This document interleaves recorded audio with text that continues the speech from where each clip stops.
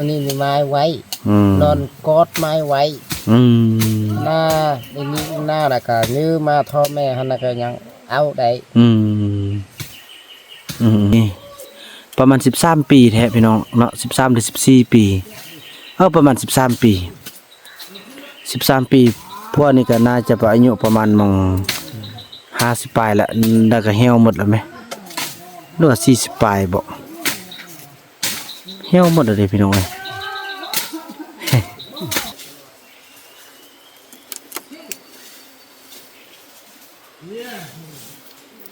ขอบใจ FC ผู้มีน้ำใจแบ่งปันเหมือนฟ้าบันดาลให้สร้างรายการนี้มาช่วยเหลือคนทุ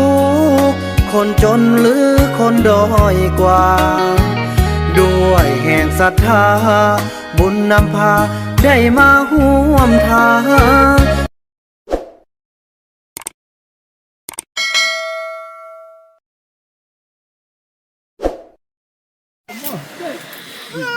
สบายดี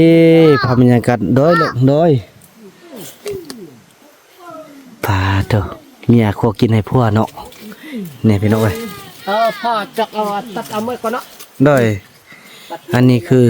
หมู่บ้านเผาต้องเหลืองรวมหมู่บ้านคุณป้านั่นเองพี่น้องเนาะไปจะไปเบิ่งหลักตังไว้ใจกลางดงพี่น้องเอ้ยนั่นก็คือโอ้อันนี้เนี่ยอันนั้นเด็กน้อยอายุเพียงประมาณ13ปีเนาะแต่ว่าพวกนี่ก็ประมาณ54ปีน้อยอันนี้คือวิถีชีวิตของเด็กน้อยอายุเนาะที่ดำรงชีวิตอยู่ในป่าโอ้เห็นยังลูกเห็นยังลูกเป็นกล้วยมีนั่นเลยมีดอกโอ้วิธีฟันเอาแบบนี้มันบ่ฟันขี้ทรายพี่น้องเอ้ยเพิ่นฟันเอาอันนั้นโอ้สาลีเพิ่นก็ดังไฟเนาะ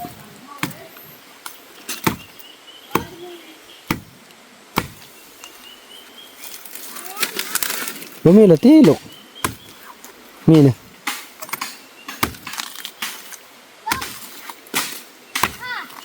เฮ้ยไปเบิ่งน้องจอมให้พี่น้องเอ้ยตะกี้บ่าวนำมาสินอนพุ่นแต่นอนบ่ได้เบิ่งถ้าฝนตกพอเมื่อกี้ฟ้าห้องเนาะลีเนาะนอนนี้บ่เป็นหยังแล้วก็บ่าวนำมาแป้งอันนี้นี่นอนถึงพี่ก็เจ้าเซาลีจอมเต่าน้อยแล้วก็บุญยงนอนนี่เนาะ ส่วนจอมใจเพิ่นก็นอนนำผัวเพิ่นพี่น้องเอ้ยเนาะนี่คือหลักตั้งไว้ใจกลางดงโดยโอ้เฮ็ดหยังสู่พวกกินวะเฮ้ยไม่ได้เลยพวกนี่คือมัดนั่นนี่พวกมาเราเนี่ยพี่น้องขอกินให้ผู้พวกกินโอ้หลายนี่โอ้แกงกินให้พวกกินเนี่ยแม่เนี่ยโดยสิโอ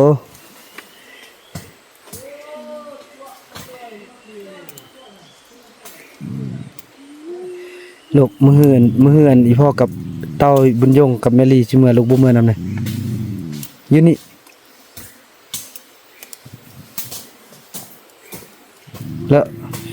แล้วสันอีพ่ออ่อนเต้าน้อยกับบุญยงเมื่อนำแมรี่เด้อพอแมรี่ให้คิดฮอดเด้อลูกคันอยู่นำไอ้วาดนี่บ่ลูกมักไอ้วาดแท้ๆบ่เนี่ยมักแท้ๆโอ้ตามใจแล้วพี่น้องนี่จังซี่แหละคันว่าลูกอันขึ้นฮอดอีพ่ออีแม่แล้วก็เมื่อลิ้นนำอยู่เฮือนเด้ออีพ่ออยู่บ้านท่าลูกฮู้ทางเมื่อบ่ฮู้นะคันขึ้นฮอดจำได้แล้วเมื่อให้พ่อได้เด้อพาพวกเมื่อเด้อเนี่ยพี่น้องขอกินให้ลูกขอกินให้ผัวเมืองละอันใดก็เป็นอันเดียวกันหมดพี่น้อยว่าอะไรก็บ่ได้ยันมิดเพิ่น เนาะเพิ่นคั่วกินให้พวกแล้วพี่น้องเอ้ยอันสิได้พวกเมาเหล้าเนี่ยว่าเธอยิงคิวอีก ยิงคิวยักเลย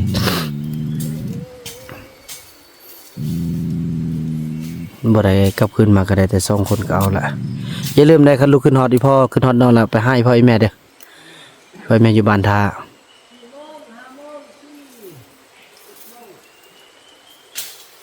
บ่ญาติแล้วพี่น้องเอ้ยบ่แยกความรักของเขาแหละเขาอยู่กันมีความสุขก็ให้เขาอยู่ไป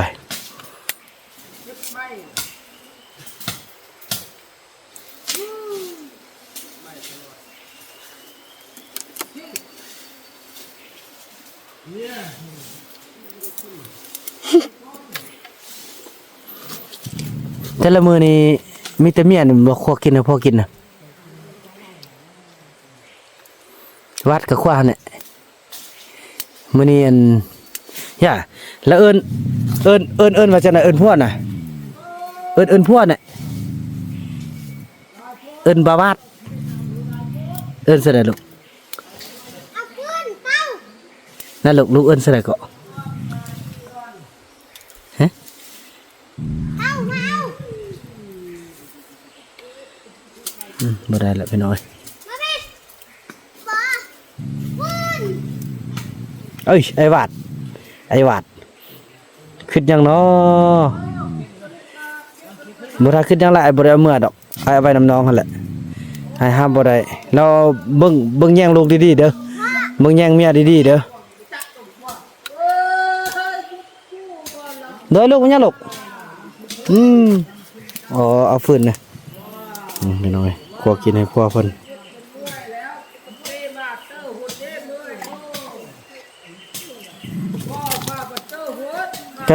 คันอีพ่อเอาอันนองทางซ่องเมื่อแหละลูกบงงอมเนี่ยลูกบงงอมเนี่ยงอมเด้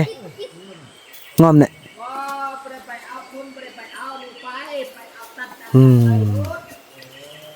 หลักตังไว้ใจกลางดงแท้ๆนะนี่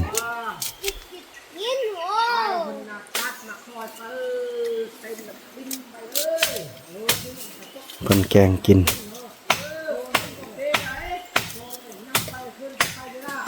เป็นบัวเพิ่นนะพี่น้องเนาะ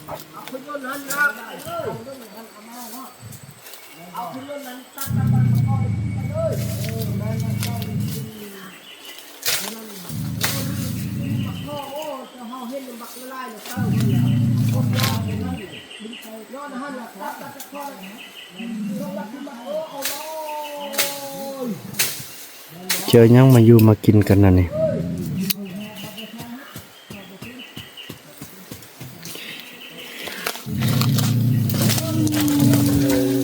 เมาแหบเมา ป่าเติมเมาแท้เมาฮักเมียบ่ฮักเมียเนี่ยก็ฮักเนี่ยเนาะแล้วอันนั้นเด้อก็สิบ่ได้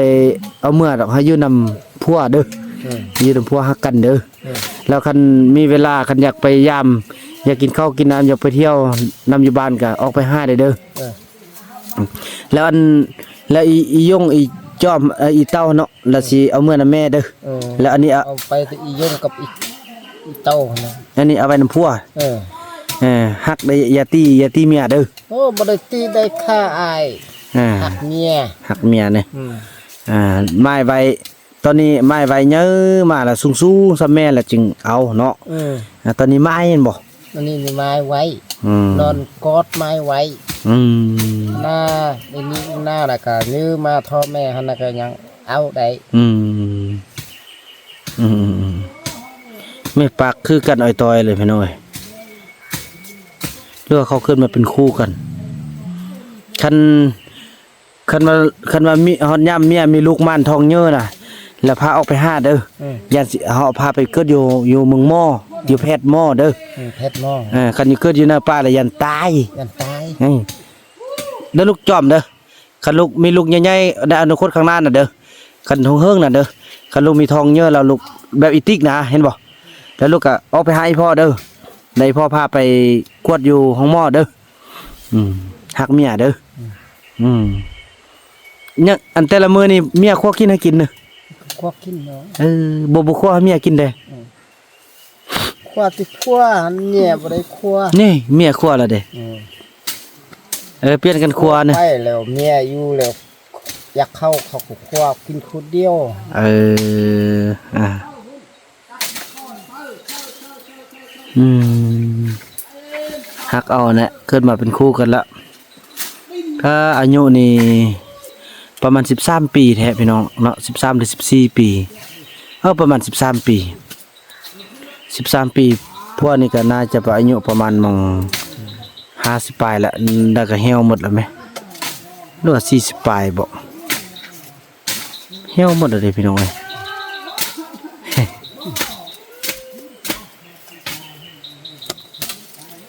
อ้ย พี่น้องน่าเป็นห่วงเนาะ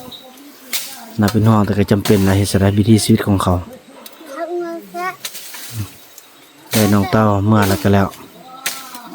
กับน้องยงตัดบันห้าก็คือผู้นี้แหละที่พาเสียทุกอย่าง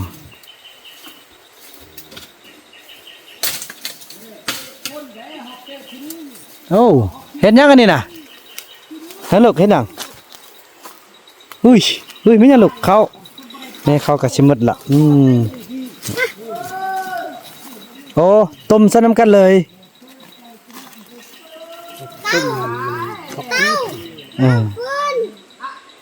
เต้า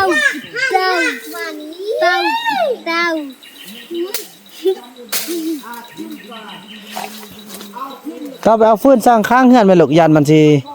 บ่มันนั่นเด้มันยุ่งเลย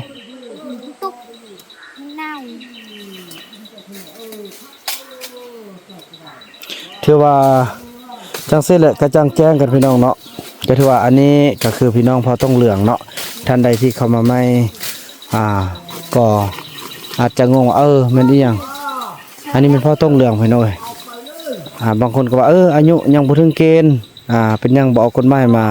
ว่าเนาะแต่นี่คือเขาเจ้าอยู่ป่าพี่น้องเนาะเขาเจ้ายังบ่ได้ขึ้นกับกฎหมายอย่างต่างโอ้กินข้าวสารอย่ากินแม่ลูกได้พอเมื่อก่อนจอมใจก็ได้ไปเข้าเฮียนเนาะบ่าวนำได้เอาไปเข้าเฮียนแล้วก็มื้อนี้เพิ่นก็ยังนำมาหากันพี่น้องเพิ่นมาไว้กันไว้ตั้งแต่น้อยตั้งแต่น้อยพุ่นแหละแล้วมามื้อนี้เพิ่นก็ยังนำมาหากันเพิ่นก็สารภาพกันว่าฮักกันเอากันเป็นผัวเป็นเมียกันแล้วก็เพิ่นก็ยังไม้ไว้ซื่อๆพี่น้องเอ้ยตอนนี้ก็ยังน้อยเนาะเพิ่นยังไม้ไว้เพิ่นก็บ่ได้เฮ็ดหยังเลยเด้พี่น้องเอ้ยใหญ่มากพุ่นละเพิ่นว่าเนาะเขาเจ้าก็สิฮู้วิธีของเขาติเนาะพร้อมแล้วก็จึงจะว่าเอากันเป็นผัวเป็นเมีย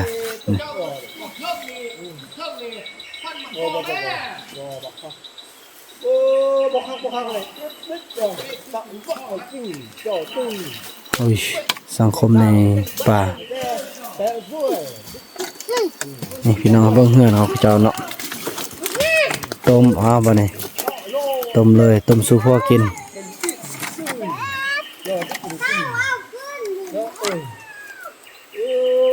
เขารักตังไว้ใจกลางดงพี่น้องเอ้ยนี่เห็นบ่กลางดงพงไผ่แท้ๆเลยพี่น้องเอ้ยเนาะนี่เฮือนของครูผัวเมียน้อยนี่เอาใบมะเคาะมาใส่คล้ายคำลงแหลงพี่น้องเอ้ยภาพก็อาจจะบ่แจ้งเนาะอันนี้คือเครื่องบ่าวบุญนำแล้วก็ทางเสื่องเซาลีเนาะทำนำมาสักแล้วก็ตาก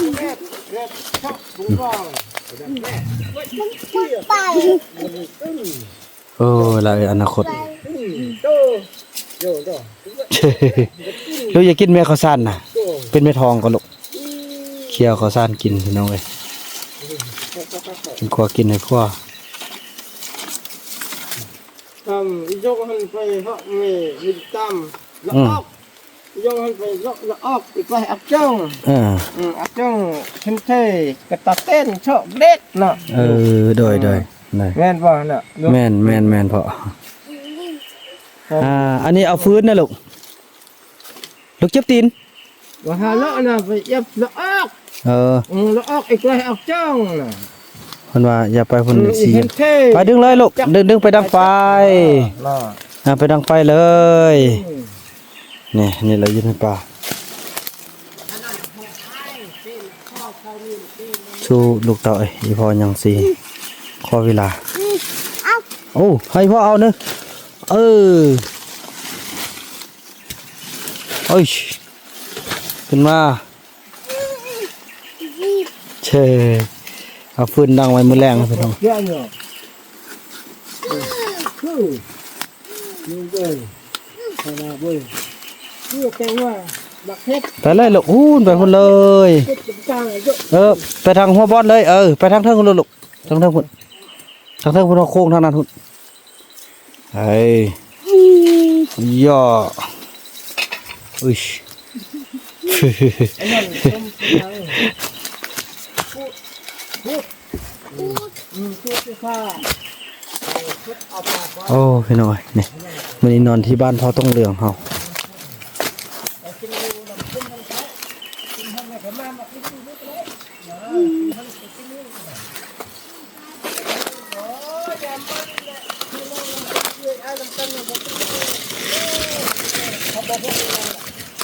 เอาโอ้อันนี้แก้วนี่แตกเลยระวังเลยมาดังไฟเลยนี่แหละแต่ละแรงจุดเลยลูกดังเลยลูก นั่งแม่ลูกดีๆโอ้ นี่แหละชีวิตอยู่ในป่าเนาะชีวิตอยู่ในป่าจังซี่แหละพี่น้องเอ้ยก็ถือว่านี่อันนี้บ้านเผาต้องเหลือง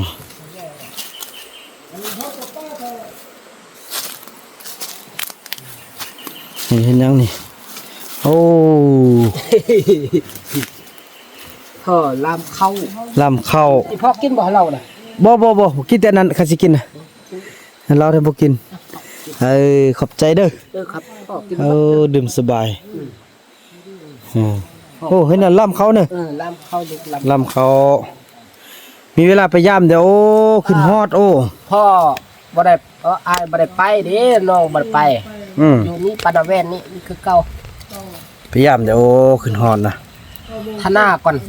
ทนาพ่อไปยามลุกไปยาม ย่ามเลยเด้อ ไปยาม หลายคนขึ้นฮอดโอ้ ลูกไปยามนี่เอ้ยลูกกับพ่อไปยังลูกไปนอนอยู่นี่ปานาแวนเฮ็ดเวียกนำกันนี่ เฮ็ดเวียกนำนั่นหนนาเฮ็ดเวียกนำอ้ายปีมะคอแดเอาไปทั้ง3เทื่อปีมะคอหั่นปีน้ำอ้ายหั่นไปแล้วอ้ายหั่นเนี่ยอ้ายหั่นเขาเก็บมะคอหั่นลูกไปเฮ็ดเวียกเตอร์พุ่นเตอร์แปะมะคอลุตะฮอกหมู่3โต7โต8โตแล้วคายเอาให้อีพอกกินอยู่ทึ่งได้เป็ดตะฮอกแดมาคอลายเต่า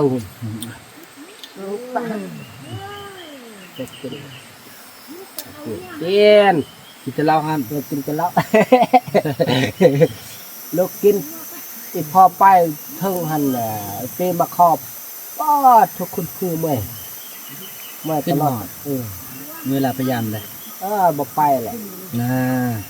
ไป อยู่ในป่านี่เลย อยู่ป่านี่เลยสบายโอ้อยู่นี่ก็สบายไปบ่ได้ ไปเป็นหยัง ไปก็หักไปเฮาไปหาทุนึงไปหาอีพ่ออีบุญแปะบรรณคำแล้วฮู้ทางไปบ่ โอ้โหทางไปพูดทางไปแล้วก็เจ๊อยู่หั่นน่ะอยู่บัดสู้ๆเด้อลูกเด็กลูกกินเหล้าเป็นเบียร์น่ะขนาด คักขนาดมันบ่ คักขนาดกินเหล้าเป็นเบียร์ โดย เหล้ากินบ่ บ่ลูกบ่กินบ่กินหน่อยนึงบ่โอ้ลูกกินหน่อยนึงก็1เชือมาคำเลยอีพ่อน่ะมาเด้อสิเชือแล้วเขาอยู่นี่เด้เชือน่ะ ตัวเสื้อนะ เชือต้องเอาดำจอก ซอกเว้าก็ดอกว่าเนี่ยบ่มีอะไร นี่ เสื้อ นี่เห็นลูกเห็นอยู่นี่น่ะ เห็นมื้อใด เขามัดอยู่นี่น่ะ เสื้อ เชือช้ำตู้ ล่ะ ลูกก็บ่เอาเชือน่ะ นี่เขามัดช้ำตู้ลูกจะเอาก็บ่เอาปะหัน เป็นยังเนาะดิปะหันบ่เอา บ่เอาบ่ ยันครบก็ ตัวเต้ ครบเลยครบเชือกคนกินเบิดเด้ ซอกบ่นี่เป็นตะยานก็ดอก ตายเบิดก็อันออกมาน่ะ อืม ออกมาน่ะเขาครบจริงเด้ อืม ตายก็ปืนยิงก็ โอ้ขอบใจพ่อก็ทอดลูกเด้ลูกก็ทอดตำพอได้ เนาะลูกก็คือทอดคันบ่คือทอดลูกบ่มาหาได้นี่เดี๋ยวพอได้เงินเช็ดหนึ่งซื้อเอาหมดแล้วนี่ ลูก อันเฮาซื้อมาตอนซอยน่ะมีแต่ยาสูบเนาะใช้ตัวพออันนึงเลยกินเลยเอาคำน้อยอันนึงเลยโอ้คำฮูเนาะลูกเคยหัดแล้วไอ้คิงเนี่ยเจ้ากินเดี๋ยวนี้เนี่ยเขากินเนี่ยเอาให้เจ้านะเจ้าป้องนึงหั่นน่ะ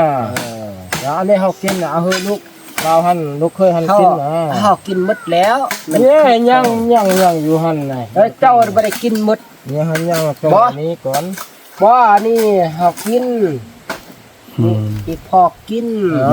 ลูกกินด้วยลูกเต็มพอเอาซ้ำนี่เด้กินเหล้าข้าวน่ะกินเลยบ่ยังแหละอยู่นั่นนี่เด้เนาะพูนพ่อนี่กิน